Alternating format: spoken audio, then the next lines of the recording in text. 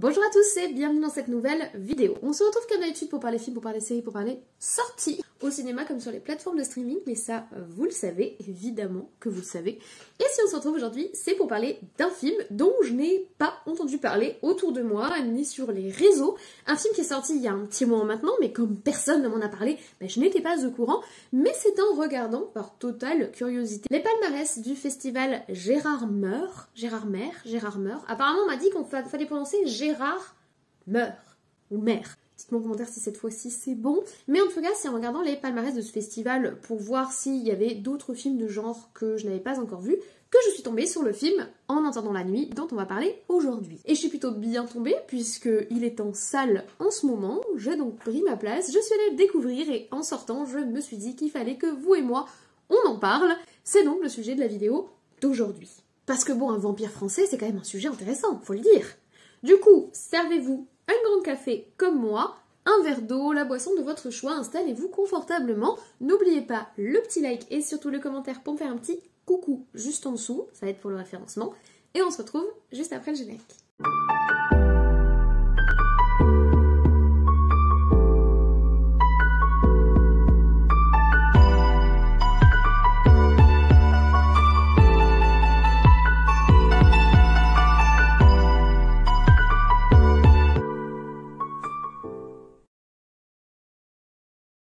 En attendant la nuit est donc un film français qui dure 1h44 et qui est de type fantastique drame. C'est pas un film d'horreur mais il emprunte au code de l'horreur puisqu'il emprunte la figure du vampire mais cette fois traité de façon relativement dramatique. Le film est donc sorti en salle le 5 juin 2024 et il nous propose de suivre Philémon, un jeune homme à la vie pas si facile puisque, à l'inverse des autres membres de sa famille et des gens autour de lui, Philémon ne peut se nourrir que de sang.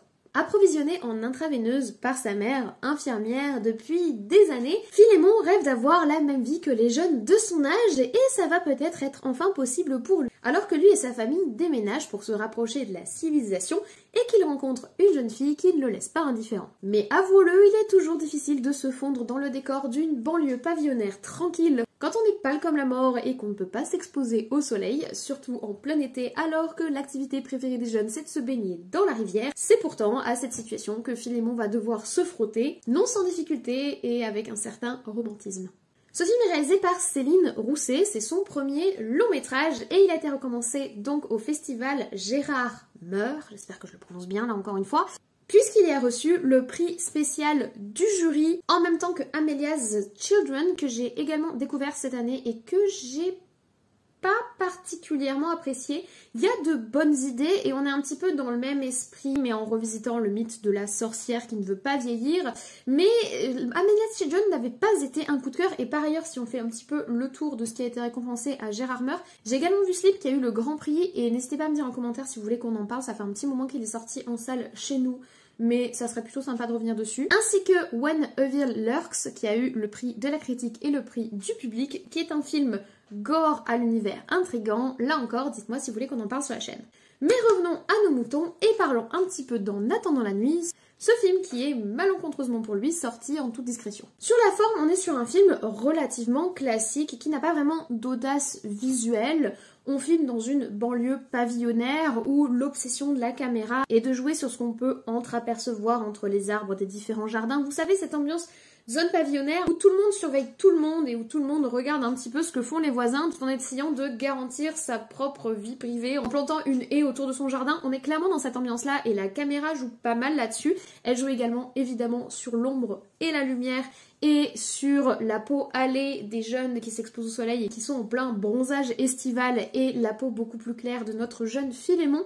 En soi, même si on n'a pas une créativité particulière, c'est plutôt bien filmé. Je trouve que toutes les scènes de la famille dans la cave sont assez sympathiques, il faut le dire. De même que les scènes de l'espèce de petite allée de la zone pavillonnaire, mais je reconnais qu'il n'y en a pas une qui m'a marqué particulièrement. Et au niveau de l'esthétique, on n'essaye pas d'être tape à l'œil, on n'essaye pas d'être créatif, on est plutôt classique. L'autre élément qui est relativement intéressant sur la forme du film, c'est les choix musicaux. L'accompagnement musical alterne entre la musique que Philémon écoute dans son Walkman. Oui, nous sommes dans les années 90. Et la musique d'ambiance qui passe dans les scènes où il voit les autres jeunes ou les scènes où il est avec sa famille. Et là où la musique dans le Walkman est plutôt rythmée et apporte un petit côté jeune en crise. Malheureusement, le reste du temps, l'accompagnement musical, que ce soit les moments où il est entre amis ou les moments où il est en famille, je l'ai pas trouvé super impactant et je l'ai même trouvé plutôt assommant par moments et franchement, ça sert pas vraiment le propos du film parce que si on en vient au fond du film et en particulier à son rythme, il faut dire ce qui est et il faut être vraiment honnête sur ce point, le film est très lancinant. Les dialogues sont assez mous, la plupart des scènes sont assez molles, on s'observe beaucoup de loin qui t'a ressemblé à un stalker un peu inquiétant et je parle pas que de Philémon, c'est le cas de beaucoup de personnages. Franchement, mes voisins me regarderaient comme ça et mes nouveaux amis me fixeraient comme ça de l'autre bout du jardin, je serais pas du tout rassurée. Cet environnement n'est pas rassurant. Mais surtout, on a du mal du coup à vraiment se sentir impacté ou investi. Dans un film de genre, il faut quand même qu'il y ait un certain rythme. Même quand on veut se donner ce côté un petit peu drame social et ce côté un petit peu drame humain, l'adolescence qui nous bouleverse, etc. Il faut reconnaître qu'il faut quand même essayer un petit peu d'y mettre de la cadence. Et de la cadence, c'est exactement ce qui manque à ce film. Alors oui, il y a de l'amour, oui, il y a de la souffrance, oui, il y a de la tristesse, mais c'est pas pour autant qu'il faut pas apporter un petit peu de punch là-dedans. Les rares moments où le film s'emballe un petit peu, je pense à la scène où Philémon se gratte là, où le film prend un petit peu d'avancée, ben malheureusement ça ne reste pas et on retombe un petit peu dans nos travers. Dis bonjour Doudou. Bonjour mon poilu. Ça c'est mon petit vampire.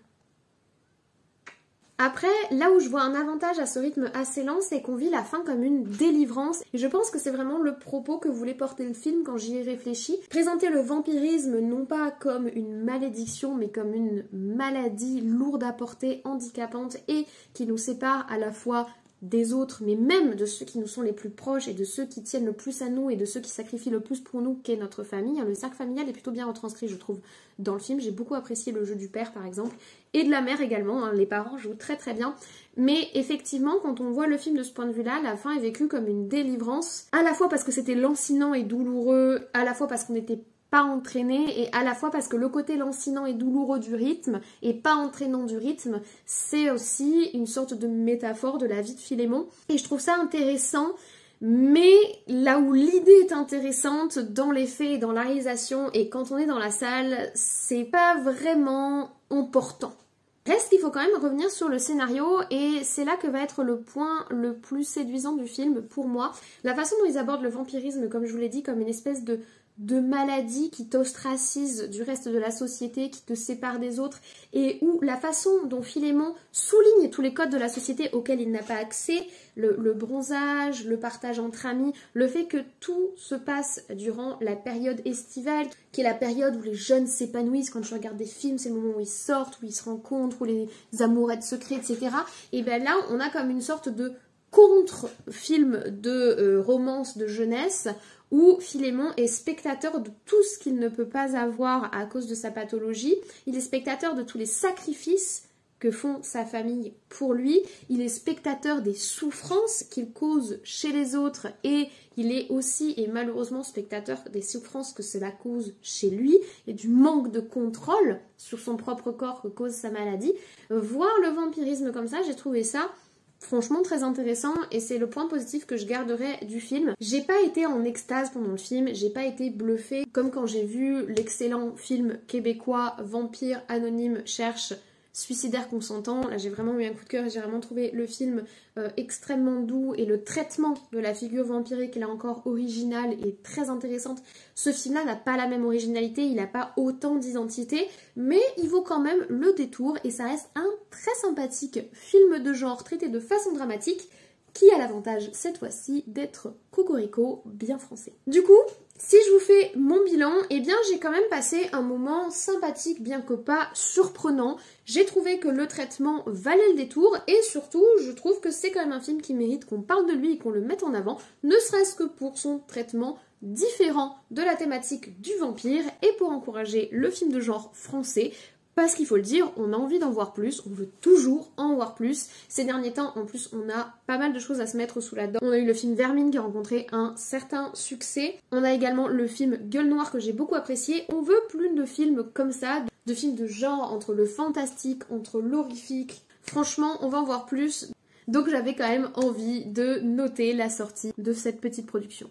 Voilà, j'espère que vous avez apprécié mon avis sur le film En attendant la nuit. Merci de l'avoir regardé jusqu'au bout. Ne partez pas tout de suite. Avant de quitter la vidéo, n'oubliez pas le petit like et le petit commentaire qui font plaisir et qui permettent de la référencer dans l'algorithme de YouTube. Ça permet de soutenir mon travail et ma chaîne. Et ça vous permet également de dire à l'algorithme de YouTube que c'est ce genre de contenu que vous avez envie de voir. Dites-moi si je vous ai fait découvrir le film, s'il vous tente ou pas. Dites-moi si vous en aviez entendu parler parce que moi vraiment je l'ai découvert comme ça au détour de ma curiosité et je trouve ça un petit peu dommage. Et si vous n'êtes pas encore abonné et que vous souhaitez rejoindre la chaîne et notre petite communauté, c'est en dessous, c'est gratuit, ça fait également très plaisir. Et si vous activez la cloche, vous serez prévenu des prochaines sorties de vidéos. Moi je vous embête pas plus, je vous remercie d'avoir regardé cette vidéo, je vous souhaite une très bonne journée, une très bonne semaine et de très bons visionnages. Peut-être du coup le film En attendant la nuit. D'ici là, prenez soin de vous, je vais essayer d'en faire de même et on se dit comme toujours, à très vite. Bonjour, j'espère que vous allez bien. On se retrouve pour parler d'un film dont j'ai pas du tout entendu parler, alors que c'est quand même un film qui a eu un prix, et on est sur du cinéma français de genre, puisqu'on est sur un film français qui parle de vampires, et les gens n'en parlent pas. Déjà, je ne savais même pas que le film sortait. Il est sorti le 5 juin 2024, j'ai découvert qu'il était en salle il y a 3 jours, et je me suis précipitée pour aller le découvrir, donc déjà, je ne comprends pas ce qui se passe avec ce film, mais écoutez, on va en parler nous, parce que j'ai quand même envie de vous le faire découvrir et que vous savez que le thème du vampire, c'est ce qu'on aime ici, on aime le thème du vampire. Donc on est parti, let's go.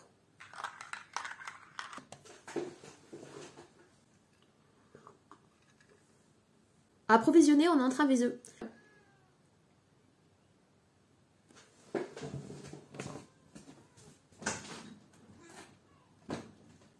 En voilà un petit monstre de foire. Il est où mon vampire? Ça c'est mon vampire à moi. Voilà. Oh mon vampire. Regardez. Oh qu'il est beau. Allez, hop, je te pose. J'aime bien moi doudou. Parce que il n'était pas exceptionnel, mais j'ai quand même apprécié ce que j'ai vu. Et surtout, j'ai apprécié la réflexion qui a été proposée sur la figure du vampire, et ça fait plaisir de voir que le vampire peut encore inspirer, le vampire peut encore être traité de façon différente, et le vampire peut encore tourner de façon différente en fait dans la tête des gens, et que les gens ont des idées et qu'ils ont envie de s'approprier la figure du vampire de façon nouvelle. Je trouve ça sympa, moi ça me fait plaisir.